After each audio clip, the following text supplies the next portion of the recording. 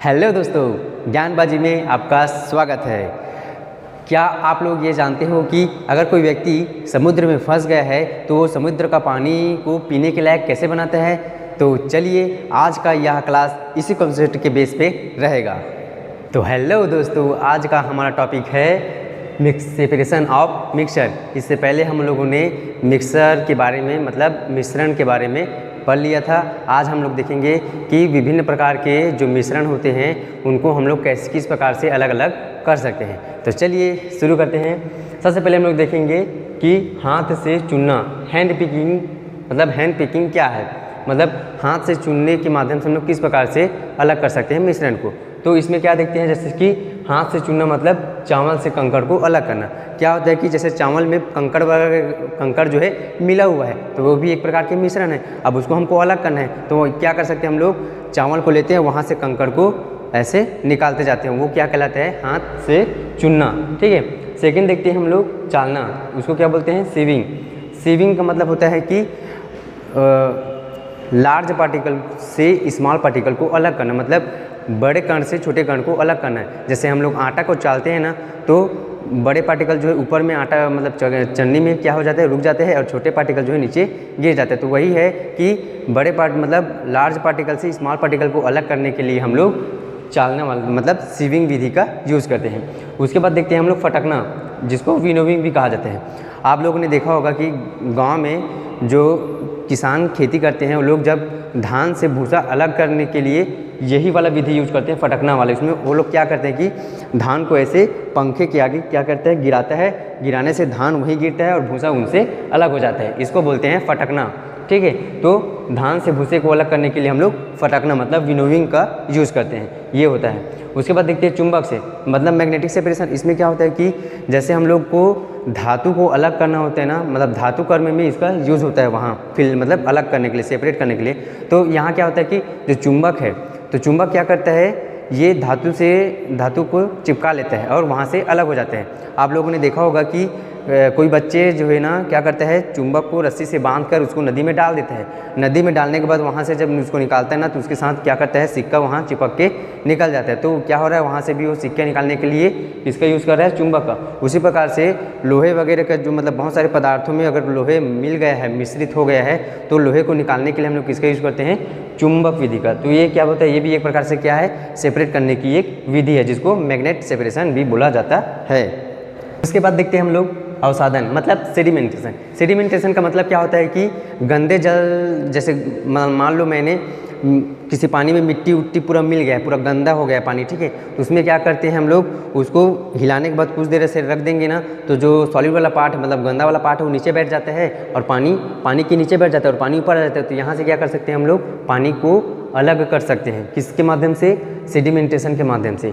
जो फिटकरी होता है ना, वो एक सेडिमेंटेशन का कार्य करता है। जब क्या करते हैं हम लोग, गंदे जल लिए रहते हैं ना, मान लो गंदे जल को मैंने किसी कंटेनर में लिया है, अब उसमें मान लो मैंने फिटकरी डाल दिया, फिटकरी डालने के बाद उसको घुमा देंगे ना, तो फिटकरी क्या करता है, सेडिमेंटेशन का कार्य करता है कि वो क्या करता है, जो गंदा वाला पार्ट है, ठीक है, जो सॉलिड वाला पार्ट है, उसको क्या कर देता है, तली में बैठाने का कार्य करता है, और जिससे पानी ऊपर आ जाता है और पानी क्या हो जाता है, ऊपर का पानी साफ हो जाता है। उसको बोलते हैं हम लोग सेडिमेंटेशन, जिसके माध्यम से गंदे जल से हम लोग जल को अलग कर सकते हैं, साफ कर सकते हैं।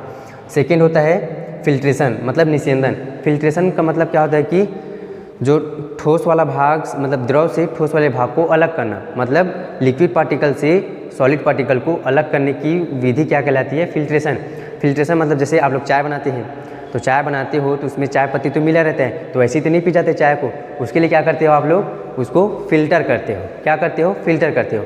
तो फ़िल्टर करने के लिए हम लोग छन्नी का यूज़ करते हैं। तो जब छन्नी से हम लोग चाय डालते हैं तो लिक्विड वाला पार्ट नीचे चला जाता है और ऊपर में जो बचता है चाय पत्ती वाला पार्ट, वो क्या है, सॉलिड पार्ट है, तो उसको अलग कर देते हैं। तो वही है फिल्ट्रेशन। फिल्ट्रेशन के माध्यम से ठोस पार्टिकल को लिक्विड पार्टिकल से अलग किया जाता है। ठीक है।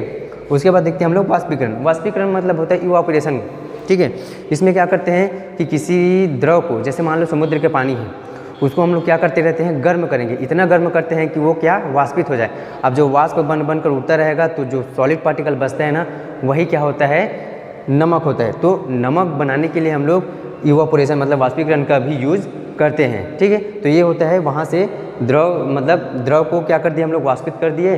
अब जो बचेगा वही क्या होता है, ठोस पार्टिकल होता है। तो यहाँ से भी हम लोग उसको अलग करने के लिए हम लोग वाष्पीकरण का यूज़ करते हैं। उसके बाद देखते हैं हम लोग आसवन।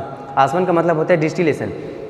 ये क्या है आसवन, इसमें हम लोग ना क्या करते हैं, मान लो कोई व्यक्ति अगर समुद्र के अंदर फंस जाता है तो अब उसको प्यास लगी है, तो समुद्र का पानी तो डायरेक्ट पी नहीं सकता, तो क्या करता है, समुद्र के पानी को आश्वित करता है। आश्वित करने का मतलब क्या है कि समुद्र के पानी को क्या करता है, पहले वेपोर में बदलता है, ठीक है। मतलब समुद्र के पानी को मान लो किसी कंटेनर में लिया, कंटेनर में लेने के बाद वो वेपोर में बदलेगा, मतलब वाष्प में बदलेगा, और वाष्प में बदलेगा तो वही वाष्प को वो संघनित करता है अलग कंटेनर में।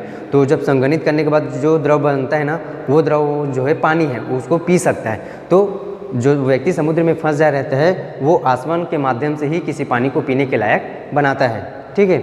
उसके बाद देखते हैं हम लोग प्रभाजी आसवन।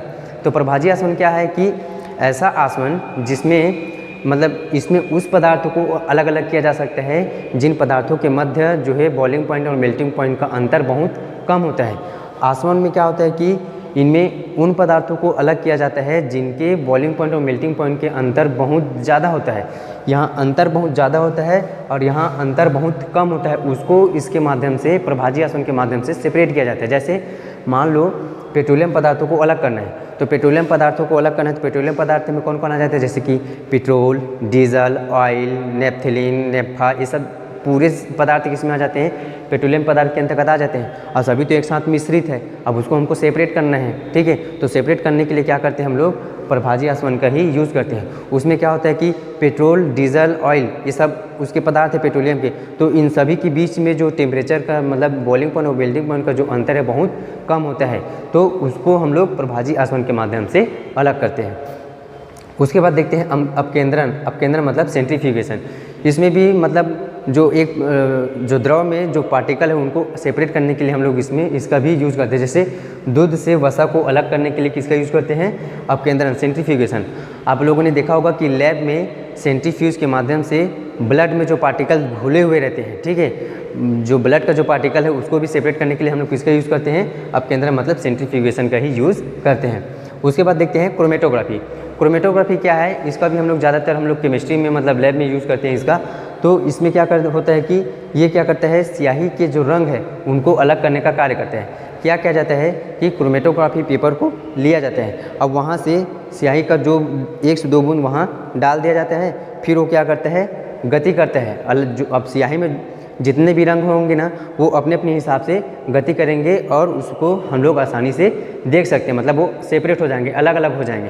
तो क्रोमेटोग्राफी का यूज़ हम लोग स्याही वगैरह को देखने के लिए कर सकते हैं। तो ये विभिन्न प्रकार की मेथड है जिसके माध्यम से हम लोग मिक्सर को अलग अलग कर सकते हैं। तो आशा करता हूँ दोस्तों आज का यह क्लास आप लोगों को समझ आया होगा। बहुत ही सिंपल था और यहाँ से 1 नंबर का क्वेश्चन आता ही है एग्ज़ाम में, तो आप यह वीडियो अगर देख लेते हैं तो आपके लिए बहुत ही हेल्पफुल होगा। आशा करता हूँ यह वीडियो आपको समझ आया होगा और आपके लिए हेल्पफुल रहा होगा। तो ऐसे ही कॉन्सेप्चुअल नॉलेज या क्लास के लिए हमारे चैनल ज्ञानबाजी को ज़रूर सब्सक्राइब करें ताकि ऐसा ही नॉलेज आपको मिलता रहे।